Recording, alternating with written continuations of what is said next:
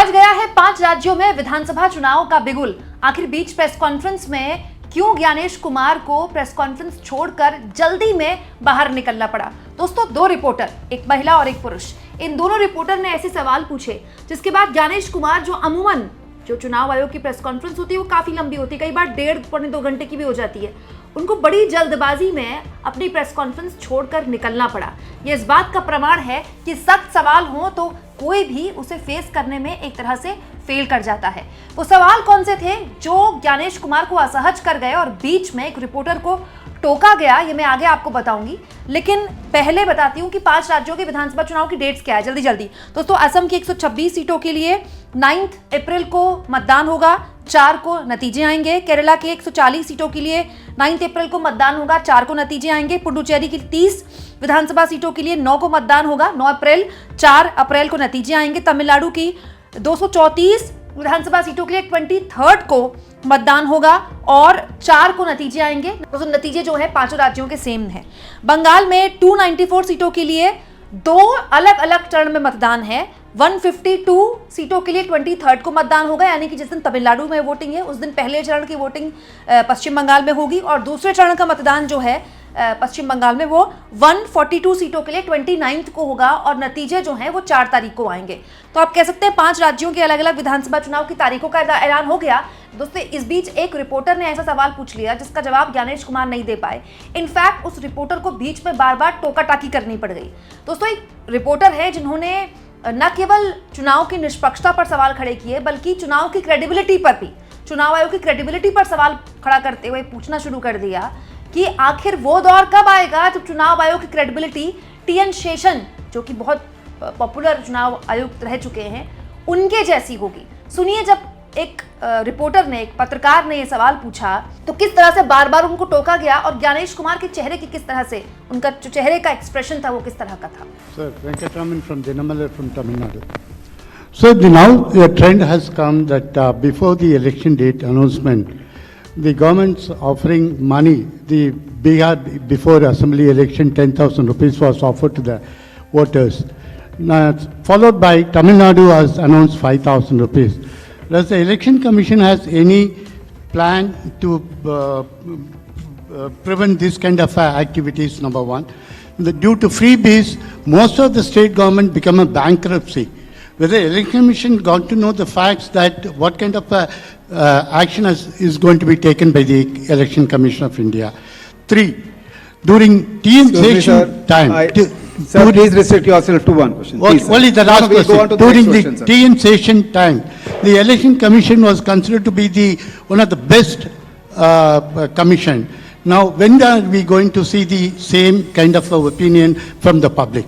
दोस्तों, जाहिर सी बात थी, सवाल इतना तगड़ा था तो जवाब तो उसका नहीं आना था। लेकिन दोस्तों, पूरे प्रेस कॉन्फ्रेंस में बार बार जो पत्रकार थे वो न केवल चुनाव की निष्पक्षता पर सवाल खड़े कर रहे थे बल्कि बार बार अलग अलग तरह के सवाल पूछ रहे थे। बल्कि ये भी पूछा गया कि आखिर 2 चरणों में आप मतदान क्यों करवा रहे हैं जबकि 3 से 4 चरणों में मतदान होते रहे हैं पश्चिम बंगाल में। तो जो चुनाव आयोग थे उसका कहना था कि बंगाल तैयार है 2 चरणों के मतदान के लिए। वहीं इस बीच एक महिला पत्रकार भी थी, उन्होंने भी ज्ञानेश कुमार से वो सवाल पूछ लिया जो इलेक्शन कमीशन को असहज करता है। वो ये कि बार बार जब चुनाव होता है कहीं भी कि वोटिंग प्रतिशत को लेकर एक अजीबोगरीब मतलब सस्पेंस बना रहता है और वोटिंग प्रतिशत एक तो बहुत लेट आता है और हमेशा बढ़ा हुआ आता है। इसको लेकर आप क्या कहेंगे? Hi sir, Suchitra from News 18 here, to your left. So there is a growing concern about voter turnout numbers, especially the last few elections, and there has been a delay or the numbers has been differed from the earlier estimates, raising a question about transparency of the commission. So would you care to comment on that? दोस्तों, इसका जवाब तो फिर भी ज्ञानेश कुमार ने form 17C को लेकर दिया। जहां तक मिस इन्फॉर्मेशन और डीप फेक की बात है, हर स्टेट्स में जो हमारे नोडल ऑफिसर्स हैं वो उसको मॉनिटर करेंगे और उनके टेक डाउन या एफआईआर की व्यवस्था करेंगे। वोटर टर्नआउट की जहां तक बात है, पहले जो फॉर्म 17C के आंकड़े होते थे वो जब पोलिंग पार्टी कलेक्शन सेंटर पर आती थी तो उसके बाद भरे जाते थे। पारदर्शिता पहले भी थी, लेकिन अब the presiding officer shall be filling the number of electors in a polling station before leaving the polling station. Therefore, the time lag will be reduced and such suspicions will be moved out. As far as the list under adjudication is concerned, I have mentioned earlier that the learned judges are looking into case by case, and whichever cases are approved by them shall be included in the final electoral rolls by way of supplementary list in terms of the orders of the Honorable Supreme Court. लेकिन दोस्तों ये केवल 2 सवाल नहीं, लगभग हर सवाल इसी को लेकर था और उन सवालों में बार बार जो ज्ञानेश कुमार के चेहरे के एक्सप्रेशन थे वो बार बार बदल रहे थे और जिस तरह से ज्ञानेश कुमार उठकर चले गए, मतलब वो अपनी बात खत्म की, माइक ऑफ किया और उठकर चले गए, वो ये बताता है कि जो चुनाव आयोग है वो अब 1.5-2 घंटे की प्रेस कॉन्फ्रेंस के लिए रेडी ही नहीं है, वो फेस ही नहीं कर पा रहा सवाल। दोस्तों सवाल तो आज के वक्त में कोई भी नहीं फेस करने को राजी है, ना सरकार संसद में फेस करने को राजी है, ना मंत्री फेस करने को राजी हैं, लेकिन चुनाव आयोग तो कोई सरकार नहीं है ना, कम से कम उसको तो सभी सवालों के जवाब देने चाहिए थे। मतलब चुनाव आयोग आता है, प्रेस कॉन्फ्रेंस करता है, ज्ञानेश कुमार अपना भाषण देते हैं, उसके बाद चले जाते हैं। तो सिर्फ तारीखों का ही अगर ऐलान करना है और चुनाव आयोग ने क्या क्या तैयारियां की हैं, इसके लिए तो एक प्रेस रिलीज भी जारी की जा सकती है। भाई चुनाव आयुक्त का यहाँ पर आना इस बात का प्रमाण है ना कि आप तमाम जो सवाल हैं, तमाम जो कन्फ्यूजन्स हैं, तमाम जो शक हैं, उनको लेकर आप जवाब देंगे, वो जवाब तो नहीं आया ना। हालांकि ये बात भी सच है दोस्तों कि इस प्रेस कॉन्फ्रेंस में बहुत से सवाल ममता बनर्जी और पश्चिम बंगाल को लेकर भी थे। जैसे पश्चिम बंगाल में बहुत कम लोगों को उम्मीद थी, इनफैक्ट किसी को भी नहीं थी कि 2 चरण में मतदान होगा। कोई उम्मीद कर रहा था कि 3 में होगा, कोई कर रहा था कि 4 में होगा, क्योंकि बंगाल में हमेशा लंबा चुनाव होता रहा है। लेकिन इस बार जब केवल 2 फेजेस में चुनाव हुआ तो बहुत से रिपोर्टर्स ने ये सवाल भी पूछा। इसके अलावा एक और सवाल पूछा गया दोस्तों कि जिससे ठीक चुनाव की तारीखों के ऐलान से पहले ममता बनर्जी ने 2 बड़े ऐलान किए हैं बंगाल में। उन्होंने रोपा 2019 के तहत जो राज्य के कर्मचारियों और पेंशन भोगियों का बकाया था वो 2026 में उनको देने का ऐलान कर दिया है और इससे बहुत बड़ा लाभ न केवल राज्य कर्मचारियों को होगा बल्कि सीधा सीधा माना जा रहा है कि ये ममता बनर्जी का चुनावी ट्रम्प कार्ड है।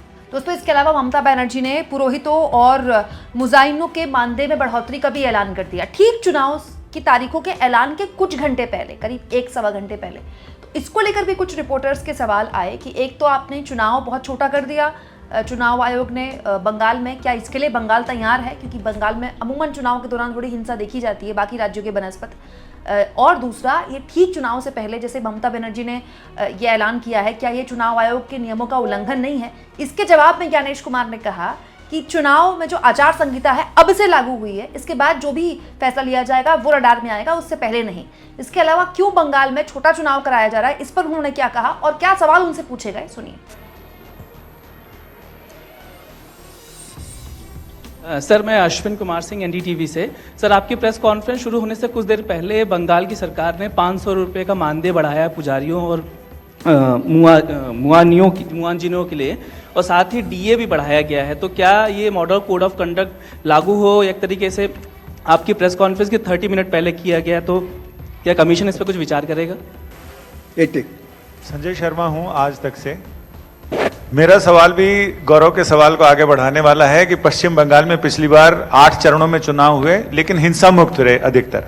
इस बार 2 चरणों में हो रहे हैं लेकिन वहां बड़ी समस्या चुनावी हिंसा से ज्यादा चुनाव के बाद की हिंसा है। उससे निपटने के लिए कोई खास इंतजाम या फिर उसमें कैसे करेंगे? ज्ञानेश कुमार बीच से उठकर चले गए, ये बताता है कि बहुत कंफर्टेबल अब इलेक्शन कमीशन इस तरह के सवालों की या फिर इस तरह की प्रेस कॉन्फ्रेंस के लिए ही नहीं है। आपको क्या लगता है? कमेंट बॉक्स में जरूर लिखें।